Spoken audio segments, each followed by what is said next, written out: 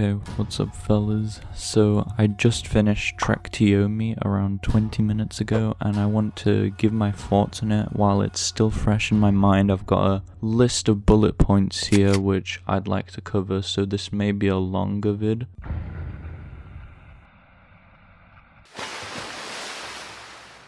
So this game recently came out. There was some pretty big anticipation for it, especially since it's a day one Xbox Game Pass release. So you know, people were hoping for something good here, and so was I. I looked at some trailers like a month before the game came out and it looked really unique. The art style, just the general visuals, like that's the first thing you'd notice. And it also seemed to have some really smooth combat, which takes me back to the days of Ghost of Tsushima.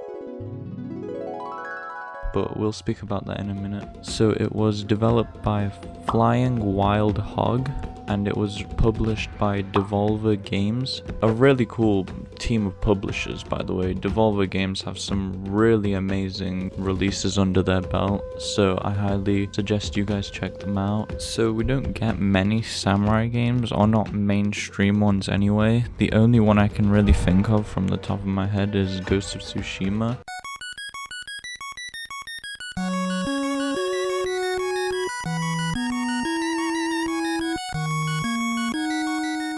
Which I did play and I finished. I nearly 100%ed it the last time I played. So yeah, you can say that I really loved that game, and most did. I don't really hear anyone hating on Ghost. Not that one. And I've heard a lot of comparisons between this game and Ghost of Tsushima plus Limbo, because of the 2D black and white aesthetic mixed in with obviously the samurai movie type of thing that they were going for, and it really hooked me in. The first 2 or so hours that I played the game, like I was just stunned by the visuals, all the scenery. It had some really cool like sequences of just like stepping outside a building or something, and there's this massive like vista that you're just open to. It's not a full 2D game. I'm not sure what you'd call them. 2.5D. But it's kind of a mix between 2D and like kind of 3D, isometric, I guess. I'm not really sure. Basically, it means that it goes into 2D whenever you're in combat, but once you're outside of it, you can kind of walk around and there's more depth to where you can go. So I'm going to name you all the pros and all the cons of it, and we'll start with the pros because it's got quite a few. I did enjoy this game a bit, but obviously we'll get onto that at the end. I'll give you my rating, my conclusion at the end, and whether you should buy it or not buy it if you've got Xbox Game Pass. Just saying, like, you could try it out for yourself for free if you'd like.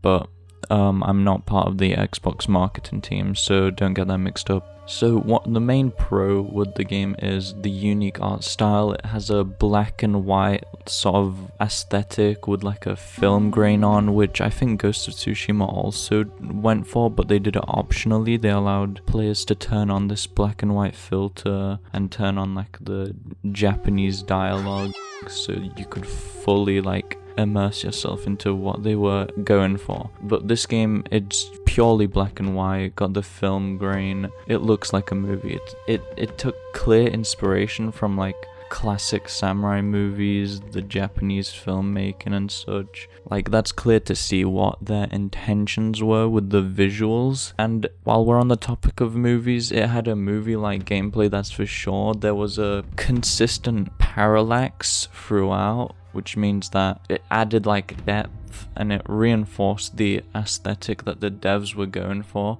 You could like, I don't know, while you were in combat, there'd be like a tree covering up like half of your camera. It made it seem more than just a simple 2D game, and I appreciate that. It also meant that there is a lot of scenes that were, you know, screenshotable. You can set it as your wallpaper. Like, I've got the gameplay up now. As you can see, there is a lot of beautiful scenes, fights, the exploration. Oh, that's one other thing that I have not listed down.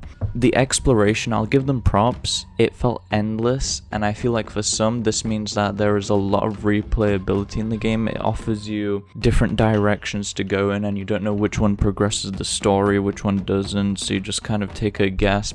Like, there's several different buildings and paths you can take, which all lead to different areas. So, you know, if you're interested, if you enjoyed your first playthrough of the game, you can always go for a second, because it allows, you know, it allows for some replayability due to its multiple, like, sections of its maps and such. It was a decent length too. I completed the game within 5 hours, and I checked how long to beat. I think most people complete it in 5 hours on average, so it's a good enough length for its price, and also so it doesn't get too boring, but it did.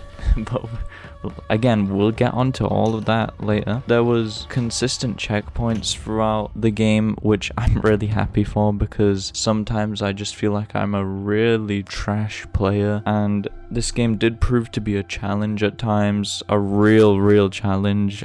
I will admit, I have no shame in admitting to you that I did set the difficulty to easy at some points of the game when it just felt impossible to get past a certain fight. But there was checkpoints like every 2 or so fights, and what I mean by fights is it gives you like a wave of enemies that you have to kill and get past, and then it might offer you a second wave of enemies, and then afterwards you get another checkpoint, and it restores your health. It allows for you to save the game and just take a little breather before you move on again onto your next fight. And for someone who has yet to beat Elden Ring, I am really appreciative for that, because man, I'm probably just getting old, bro. My reaction times weren't what they used to be back in the day. There's also multiple endings, although I only did one, but I know there is multiple because it gave me a decision right before the ending, and I'm assuming if you picked another option you'd get a different ending. So there was 3 decisions you could make that I think influences your ending, but there was also some other decisions that felt really pointless. Like, the game gives you several throughout, and some of these feel like they have no effect on literally anything, like not on the character development, not on the path the game takes you, nothing.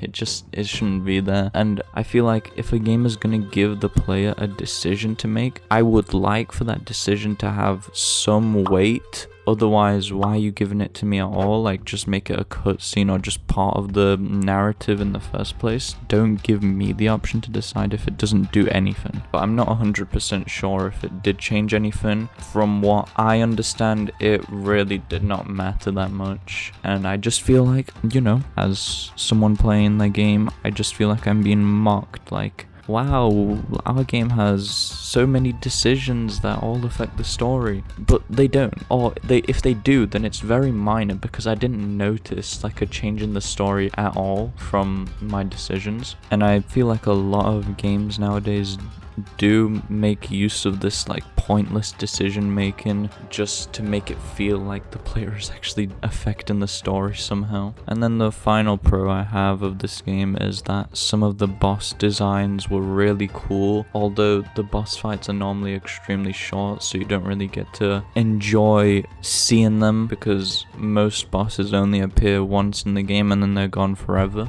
Okay, let's move on to the bad stuff, the nitty and the gritty. So the combat, it becomes very repetitive after like 3 or so hours, and I will say it was kind of to be expected from a 2D game. You can't really expect a short and limited game to have a deep combat system or one that keeps you engaged. It did feel really boring and tedious after a few hours, and I just wanted to get to the end of the story, but it just felt eternal. Like, I get past a boss fight and I'm like, God, finally I can move on to the ending now, and then it throws you another wave of enemies and another, and I just, that's one thing I really disliked about the game. Another thing I disliked, basically it's called Trek to Yomi. Yomi is meant to be like, I'm assuming like an afterlife for like this Japanese mythology, I assume it is, where just both heroes and villains end up once they die. But I didn't enjoy the mythical side of the game. I get that that's what the developers' intentions were. They wanted to make it from like a real life kind of samurai game to something more fantasy-like. But it didn't really hook me in. I was just waiting to get out of this Yomi place, basically, because although the game is called Trek to Yomi, it should be called Trek from Yomi. Like, you are trying to escape Yomi, bro. I'm telling you, if you're gonna play the game, you'll understand what I mean. It all feels a bit repetitive in Yomi, but whilst you're outside of Yomi in like the real world, it does feel like it has, you know, some changes to the landscapes and the enemies and the narrative. And in Yomi, you spend like 2 or so hours there, and it just all feels the same. Like, it's introducing you these new buildings or enemy types, and I'm just wondering, when do I get out of this place? But I mean, maybe that might be their intentions, because it is meant to be like hell, and it does feel like hell because I was just so bored out of my mind. There was also a waste of potential for like some really badass looking combat sequences and locations and stuff, because I saw the Trek to Yomi trailer and it showcased like a few battles and fights inside like buildings, and it looks so cool. I'll pull some clips up here. There was a few of those in the game, but just felt like the majority of the game was spent like outside. The camera was like wide out so you could barely see your own character, and I get that it's meant to feel like a film, but I feel like they missed out on a lot of potential by doing that, because some of the interior like combat looks really goddamn cool, and I just wish there was more of that.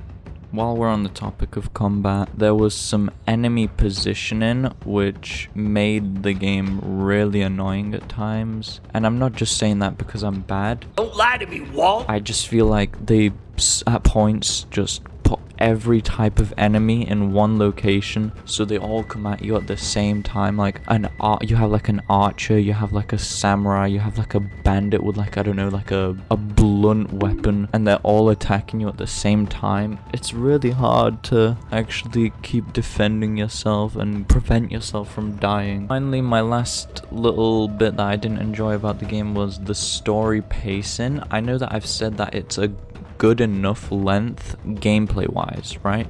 Like, it did get repetitive towards the end, but not repetitive enough to like make me just want to leave the game. I was just trying to get to the ending as fast as possible by like, you know, the 4th hour. But the story pacing meant that there was like 0 to none emotional attachment to some of the main characters that I feel like the game wants you to be attached to. It basically transitions from like the hero Hiroki being like a child with his sensei and stuff to like him being like a 20-year-old samurai, and you don't really know what happens in that time. Like, I feel like there was definitely a way for you to feel more connection to both Hiroki and the people around him. So some of these major decisions that I had to make, or some of the narrative just didn't hit as hard, because I'm like, why should I care about these characters just dropping like flies around me? Why? And that's also what I mean about the decisions feeling pointless at times.